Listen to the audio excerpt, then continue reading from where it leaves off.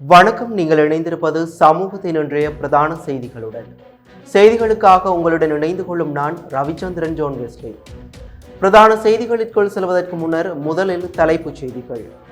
நிதியமைச்சின் உதவி பணிப்பாளர் ரங்க நிஷாந்தவின் மரணம் உளவியல் ரீதியான மரண பரிசோதனை கோருகின்றது தின தகுன அமைப்பு. சொத்து விவரங்களை வெளிப்படுத்துங்கள், இல்லையேல் அரசுடைமையாக்கப்படும் ஜனாதிபதி அன்ருகுமார திசாநாயக்க கடும் எச்சரிக்கை. தாய்லாந்திலிருந்து 112 கிலோ போதைப் பொருள் கடத்தல், 22 பிக்குகளும் இன்று மீண்டும் நீதிமன்றில் முன்னிலை. பெசாக் தானசாலைகளுக்கான பதிவு திங்கட்கிழமை ஆரம்பம். பொது சுகாதார பரிசோதகர்கள் சங்கம் அறிவிப்பு. மட்டக்களப்பில் சோகம், வீட்டு வளவிற்குள் புகுந்த காட்டு யானை தாக்கியதில் 4 பிள்ளைகளின் தாய் பலி. 2026 ஹஜ் யாத்திரை ஆரம்பம். இலங்கையிலிருந்து 325 யாத்ரீகர்கள் அடங்கிய முதற்குழு சவுதிக்கு பயணம். மாலபேயில் ஆபத்தான மோட்டார் சைக்கிள் சாகசம், 22 இளைஞர்கள் அதிரடி கைது. மாங்குளத்தில் அதிர்ச்சி, 1990 ஆம்புலன்ஸ் பணியாளர் மீது சரமாரி தாக்குதல், சாரதி வைத்தியசாலையில் அனுமதி. திருக்கோணேஸ்வர ஆலய நில உரிமை பிரதேச மற்றும் தொல்பொருள் திணைக்களத்திற்கு எதிராக வழக்கு தாக்கல். யாழ்தேவி உத்தரதேவி சேவைகள் முடக்கம், தொடர்ந்து திணைக்களத்தின் நிர்வாக சீர்கேட்டால் பயணிகள் கடும் அவதி. அவை முதல் தலைப்புச் செய்திகள். இனி தொடர்பென விரிவான செய்திகள். Fourth Monkey Connect coming soon. திரைசேரியின் நிதி மோசடி விவகாரம் தொடர்பில் பணியிடை நிறுத்தம் செய்யப்பட்டிருந்த நிதியமைச்சின் வெளிநாட்டு வளங்கள் திணைக்களத்தின் உதவி பணிப்பாளர் ரங்க நிஷாந்த ராஜபக்ஷவின் இறுதிக்கிரியைகள் இன்று பிற்பகல் குளியாப்பட்டிய பகல வீரம்புவ பொது மயானத்தில் நடைபெறவுள்ளன. இந்நிலையில் அவரது மரணம் தொடர்பில் உளவியல் ரீதியான மரண பரிசோதனைகள் நடத்தப்பட வேண்டும் என்ற கோரிக்கை வலுப்பெற்றது. உயிரிழந்த அதிகாரியின் பிரேத பரிசோதனை குளியாப்பட்டிய போதனா வைத்தியசாலையில் 4 பேர் கொண்ட விசேட தடயவியல் மருத்துவக் குழுவினால் முன்னெடுக்கப்பட்டது. பரிசோதனை அறிக்கையின்படி மரணம் பலத்த வெட்டு காயங்களினால் ஏற்பட்ட அதிகப்படியான இரத்தப்போக்கு காரணமாக நிகழ்ந்துள்ளது. அவரது 2 கால்களிலும் 1 கையிலும் 3 வெட்டு காயங்கள் காணப்பட்டுள்ளன. இந்த காயங்களை அவரே கூறிய ஆயுதத்தை பயன்படுத்தி ஏற்படுத்தியிருக்கலாம் என்றும் இது ஒரு தற்கொலை என்றும் மருத்துவக் குழு உத்தியோகமாக அறிவித்துள்ளது. இந்த மரணம் தொடர்பில் ஊடகங்களிடம் கருத்து வெளியிட்ட தின தகுன அமைப்பின் உறுப்பினர் சட்டத்திரணி ஷிரால் லக்திலக குறித்த மரணத்தில் பல்வேறு மர்மங்கள் ஒளிந்திருப்பதாக சுட்டிக்காட்டினார். திரைசேரியில் 2.5 மில்லியன் அமெரிக்க டாலர் நிதி கணனி ஊடுருவல் மூலம் காணாமல் போன சம்பவம் தொடர்பில் இந்த அதிகாரி பணி இடைநீக்கம் செய்யப்பட்டிருந்தார். இந்த நிதி மோசடி குறித்து நிதியமைச்சின் செயலாளர் 4 மாதங்களாக தகவல்களை மறைத்திருப்பது கடுமையான சந்தேகத்தை தோற்றுவிக்கின்றது என்றும் தெரிவித்தார். மேலும் கடந்த காலங்களில் தாயூதின் மரணம் போன்ற சம்பவங்களில் ஆரம்பகட்ட மருத்துவ அறிக்கைகள் பின்னர் தவறென்று நிரூபிக்கப்பட்ட வரலாற்றை நினைவூட்டிய அவர் ஜனாதிபதி மற்றும் சுகாதார அமைச்சர் நலிந்த ஜேதிச ஆகியோரிடம் பின்வரும் கோரிக்கைகளை முன்வைத்தார். தற்கொலைக்கான உண்மையான காரணம், அவரது அப்போதைய மனநிலை மற்றும் மரணத்திற்கு முன் நடந்த சூழல்களை ஆராய வேண்டும். இது ஒரு திருட்டு சம்பவம் என்று கர்ஷடை சில்வா கூறியிருக்கின்ற நிலையில் உயிரிழந்த அதிகாரியின் செயல்பாடுகள் அப்பாற்பட்ட சக்திகள் இதன் பின்னணியில் இருந்திருக்கலாம் என்பதை காட்டுகின்றது. இது எனது தவறு அல்ல என்ற அடிப்படையில் அவர் இந்த முடிவை எடுத்திருக்கலாம் என்று கருதுவதாகவும் 9 தடவைகள் தவறுதலாக நடக்காத ஒரு விடயத்திற்கு அவரை தள்ளிய சூழலை உருவாக்கியவர்கள் யார் என்பது வெளிப்படுத்தப்பட வேண்டும் என்றும் அவர் வலியுறுத்தினார். திரைசேரி நிதி மோசடி மற்றும் உயர்மட்ட அதிகாரியின் சந்தேகத்திற்குமான மரணம் ஆகிய இரண்டும் தற்போது நாட்டில் பெரும் பரபரப்பை ஏற்படுத்தியுள்ளமை குறிப்பிடத்தக்கது. VT cash and carry VT super ஸ்டோரின் கல்யாணி அன்னபூரணி பிராண்டில் அன்றாட வாழ்க்கையின் அனைத்து பொருட்களையும் ஒரே இடத்தில் பெற்றுக்கொள்ள வீட்டி கேஷ் அண்ட் கரி பாரிஸின் லாட்சப்பல். முன்னாள் ஜனாதிபதிகள் மற்றும் அவர்களது குடும்பத்தினர் குறுகிய காலத்தில் திரட்டிய சொத்து விவரங்களை பகிரங்கப்படுத்த வேண்டும் என்றும் தவறும் பட்சத்தில் அவை நீதிமன்றத்தினூடாக அரசுடைமையாக்கப்படும் என்றும் ஜனாதிபதி அனுரகுமார திசாநாயக்க எச்சரிக்கை விடுத்துள்ளார். மகரகம பகுதியில் இடம்பெற்ற தேசிய மக்கள் சக்தியின் மேதின பேரணியில் கலந்து கொண்டு உரையாற்றும் போது அவர் இதனை தெரிவித்தார். அவர் இந்த விடயம் பற்றி மேலும் தெரிவிக்கையில் 2009 ஆண்டு காலப்பகுதியில் இடம்பெற்ற படுகொலைகள் மற்றும் சர்ச்சைக்குரிய சம்பவங்களை கால மாற்றத்தில் மறக்கடிக்க ஒருபோதும் இடமளிக்கப் போவதில்லை. 2029 ஆட்சி அமைக்கப் போவதாக பேசும் ராஜபக்சர்கள் வெளிநாடுகளில் பதுங்கியிருக்கும் தமது சகோதரரை நாட்டுக்கு வரச் சொல்ல வேண்டும். தேவைப்பட்டால் சிவப்பு பிடியானை பிறப்பித்தாவது அவரை நாட்டுக்கு அழைத்து வருவேன். முன்னாள் ஜனாதிபதிகள், அவர்களின் சகோதரர்கள், பிள்ளைகள் மற்றும் உறவினர்கள் மிக குறுகிய காலத்தில் ஈட்டிய சொத்துக்கள் குறித்து விசாரணைகள் நடத்தப்படும். குறித்த நபர்கள் அந்த சொத்து விவரங்களை தாமாக முன்வந்து வெளிப்படுத்த வேண்டும். இல்லையெனில் சட்ட ரீதியாக அந்த சொத்துக்கள் அனைத்தும் அரசாங்கத்தால் கையகப்படுத்தப்படும் என்று ஜனாதிபதி தெரிவித்தார். நாட்டை வங்குரோத்து நிலைக்கு தள்ளியவர்களை இன்று பொருளாதார மீழ்ச்சி குறித்து பேசுவதாக குறிப்பிட்ட ஜனாதிபதி, வேலையில்லாத காரணத்தால் எதிர்க்கட்சியினர் ஒன்று கூடி சூழ்ச்சி செய்கின்றார்கள். அவர்களின் சந்திப்புகள் அரசாங்கத்திற்கு ஒருபோதும் சவாலாக அமையாது. போராட்டங்களில் ஈடுபட அவர்களுக்கு உரிமையுண்டு, ஆனால் அவை மக்களுக்கு இடையூறாக அமையக்கூடாது என்று தெரிவித்தார். கடந்த கால ஊழல்கள் குறித்து விரைவான விசாரணைகள் ஆரம்பிக்கப்பட்டுள்ளதாக கூறிய ஜனாதிபதி, நிலக்கரி கொள்வனவு மோசடி குறித்து ஆராய விசேட ஆணைக்குழு நியமிக்கப்பட்டுள்ளதாகவும் அதன் அறிக்கை கிடைத்தவுடன் எவரையும் பாராபட்சமின்றி தண்டிக்க நடவடிக்கை எடுக்கப்படும் என்றும் அவர் உறுதிபட தெரிவித்தார். தாய்லாந்திலிருந்து இலங்கைக்கு குஷ் மற்றும் ஹேஷ் போதைப் பொருட்களை கடத்தி வந்த குற்றச்சாட்டில் கைது செய்யப்பட்ட 22 பிக்குகள் 7 நாள் தடுப்பு காவல் விசாரணைக்கு பின்னர் இன்று நீர்கொழும்பு நீதவான் நீதிமன்றத்தில் மீண்டும் முன்னிலைப்படுத்தப்பட உள்ளனர். கடந்த ஏப்ரல் மாதம் 25ஆம் தேதி கட்டுநாயக்கா சர்வதேச விமான நிலையத்தின் ஊடாக இலங்கைக்கு வருகை தந்த குறித்த பிக்குகள் தங்களது உடைமைகளில் மறைத்து வைத்திருந்த 112 கிலோகிராம் எடையுள்ள போதைப் பொருட்களுடன் போதைப்பொருள் தடுப்பு பிரிவினரால் கைது செய்யப்பட்டனர். கைது செய்யப்பட்ட பிக்குகளிடம் முன்னெடுக்கப்பட்ட தீவிர விசாரணைகளின் மூலம் இந்த பாரிய கடத்தல் வலைப்பின்னலின் முக்கிய கருவாக செயற்பட்ட அமிதானந்த எனப்படுகின்ற பிக்கு அடையாளம் காணப்பட்டார். கம்பகா பகுதியில் உள்ள விகாரையொன்றில் பதுங்கியிருந்த நிலையில் குறித்த சந்தேக நபர் காவல்துறையினரால் அதிரடியாக கைது செய்யப்பட்டார். அமிதானந்தா தலைமையில் இதற்கு முன்னரும் பல முறை போதைப்பொருள் கடத்தல்கள் முன்னெடுக்கப்பட்டுள்ளமை ஆரம்பகட்ட விசாரணையில் அம்பலமாகியுள்ளது. இந்த கடத்தல் சம்பவத்துடன் தொடர்புடைய சந்தேக நபரான அமிதானந்தாவின் உதவியாளர் ஒருவரும் அத்திரிகிரிய பகுதியில் வைத்து கைது செய்யப்பட்டார். கைது செய்யப்பட்ட 22 பிக்குகளும் கடந்த 7 நாட்களாக தடுப்பு காவல் வைத்து விசாரணைக்கு உட்படுத்தப்பட்டிருந்தனர். அவர்களது விசாரணைகள் நிறைவடைந்த நிலையில் இன்று நீதிமன்றத்தில் முன்னிலைப்படுத்தப்பட்டனர். இதேவேளை இந்த கடத்தல் முக்கிய சூத்திரதாரியான அமிதானந்தா எனும் பிக்குவை நாளை நீதிமன்றத்தில் முன்னிலைப்படுத்த காவல்துறை போதைப்பொருள் தடுப்பு பிரிவு தீர்மானித்துள்ளது. இந்த சம்பவம் தொடர்பில் மேலதிக விசாரணைகளை காவல்துறையினர் முடுக்கிவிட்டுள்ளனர். எதிர்வரும் வெசாக் பூரணி தினத்தை முன்னிட்டு நாடளாவிய ரீதியில் ஏற்பாடு செய்யப்படும் தானசாலைகளை பதிவு செய்யும் நடவடிக்கைகள் எதிர்வரும் திங்கட்கிழமை முதல் ஆரம்பிக்கப்பட உள்ளன. இலங்கை பொதுச்சுகாதார பரிசோதகர்கள் சங்கத்தின் செயலாளர் சமில் முத்துகொட இதனை தெரிவித்தார்.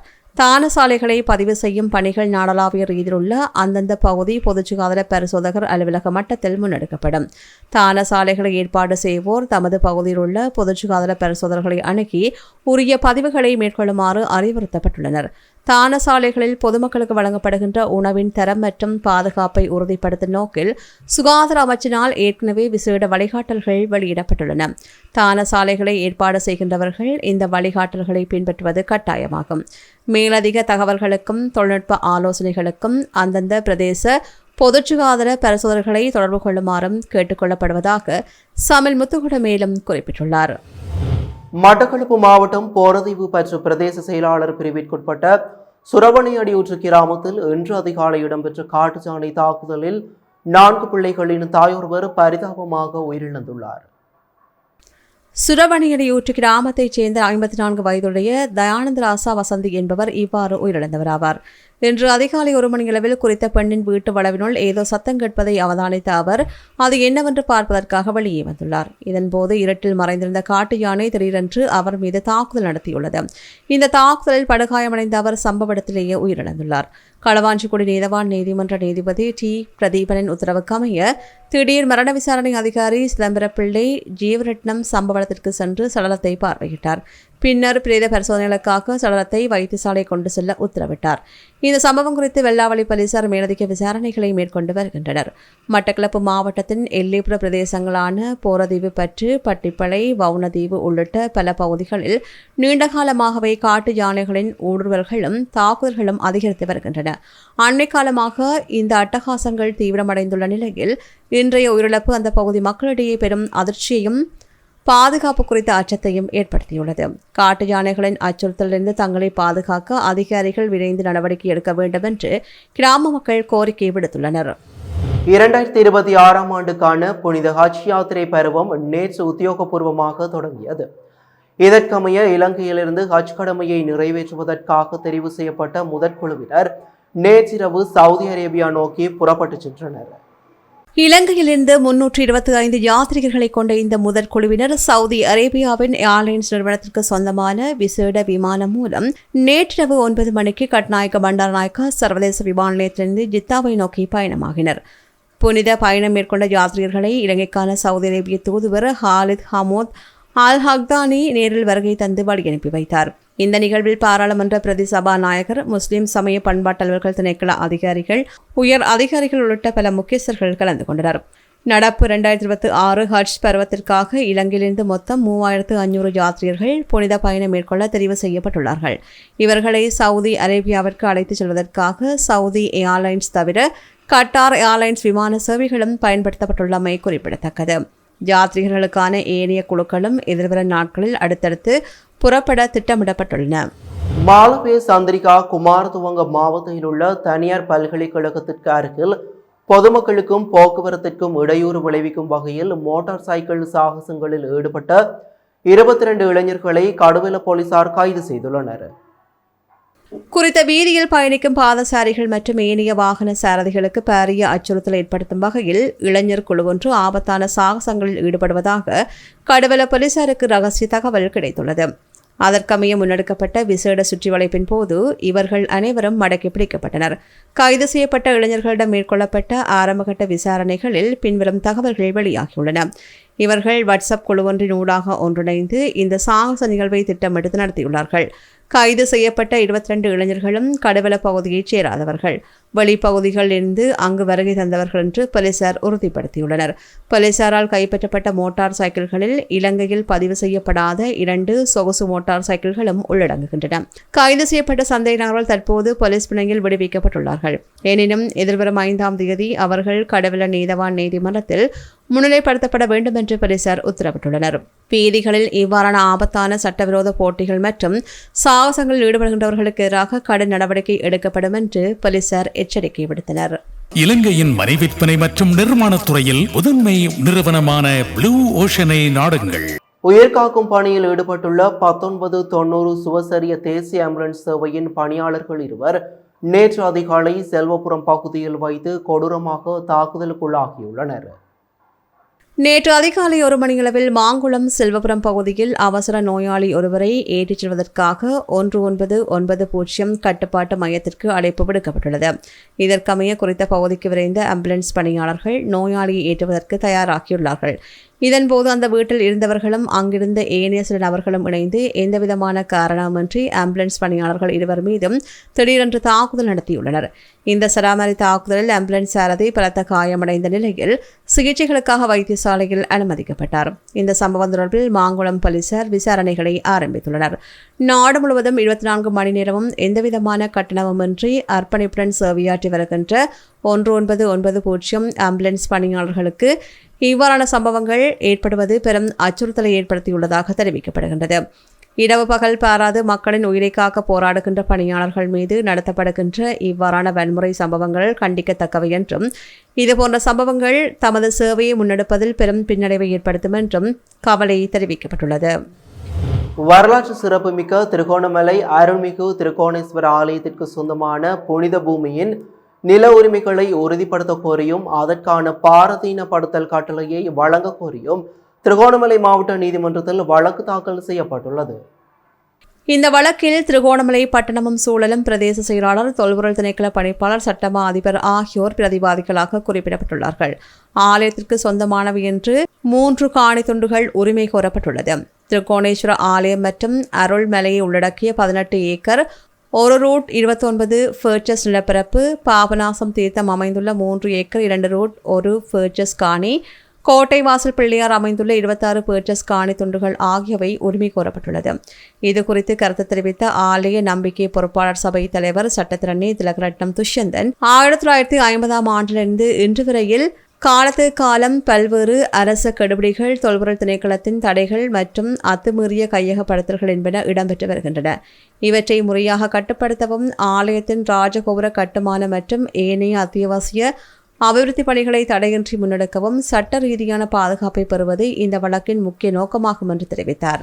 யாழ்தவி மற்றும் உத்தரதவி உள்ளிட்ட பிரதான தொடருந்து சேவைகள் இன்னும் வழமைக்கு திரும்பாததால் பயணிகள் கடும் அசௌகரியங்களுக்கு உள்ளாகி வருவதாக தொடருந்து நிலைய அதிபர்கள் சங்கம் எச்சரித்துள்ளது.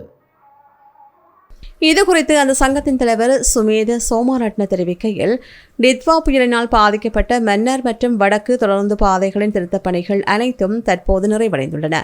இருப்பினும் போதிய தொடருந்து பெட்டிகள் மற்றும் இயந்திரங்களின் பற்றாக்குறை காரணமாக தலைமன்னார் தொடருந்து சேவை, காங்கிரஸ் துறைக்கான யாழ்தேவி பிரதான சேவை, உத்தரதேவி கடுகதை தொடர்ந்து சேவை ஆகியவற்றை இன்னும் ஆரம்பிக்க முடியாத நிலை ஏற்பட்டுள்ளது. தொடர்ந்து திணைக்களத்தின் பலவீனமான நிர்வாகத்தினால் பயணிகள் மட்டுமன்றி ஊழியர்களும் பாதிக்கப்பட்டுள்ளதாக அவர் சுட்டிக்காட்டினார்.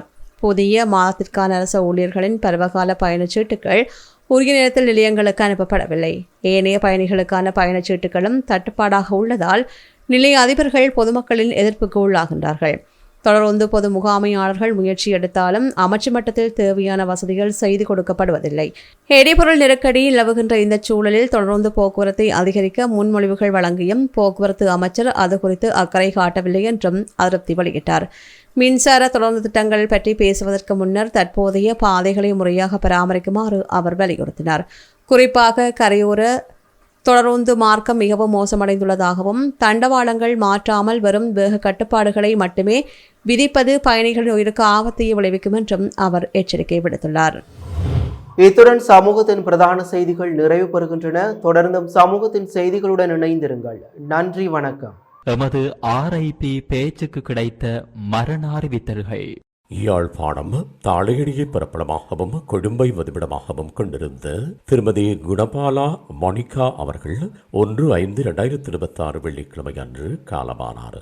யாழ்ப்பாணம் புங்குடுதீவு 10ஆம் வட்டாரத்தை பிறப்பிடமாகவும் தோணிக்கல் சேக்கிலார் வீதியை வதிவிடமாகவும் கொண்டிருந்த திரு கணபதிப்பிள்ளை தவக்குமார் அவர்கள் 29/4/2026 புதன்கிழமை அன்று காலமானார்.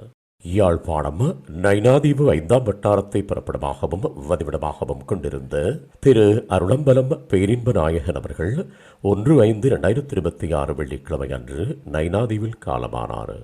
யாழ்ப்பாணம் திருநெல்வேலி செங்குந்தா வீதியை பிறப்பிடமாகவும் லண்டனை வதிவிடமாகவும் கொண்டிருந்த திருமதி ரஞ்சினி சுதானந்தன் அவர்கள் 1/5/2026 வெள்ளிக்கிழமை அன்று ஆடிய பாதம் வீதியில் காலமானார். மேலே அறிவிக்கப்பட்ட அனைத்து மரண அறிவித்தல் இறுதிக்கிரியை பற்றிய தகவல்களை அறிந்து கொள்ள ரிப் பேஜை பார்வையிடுங்கள். இதற்கான லிங்க் கீழிருக்கும் டிஸ்கிரிப்ஷனில் பார்வையிடலாம். இது போன்ற செய்திகளை தெரிந்து கொள்ள சமூகம் நியூஸ் சேனலை சப்ஸ்கிரைப் செய்து அருகில் உள்ள பெல் பட்டனை கிளிக் செய்யுங்கள். மேலும் இது போன்ற செய்திகளை உடனுக்குடன் தெரிந்து கொள்ள சமூகமீடியா.com என்ற இணையதளத்தின் வாயிலாகவும் எங்களுடன் இணைந்திருங்கள்.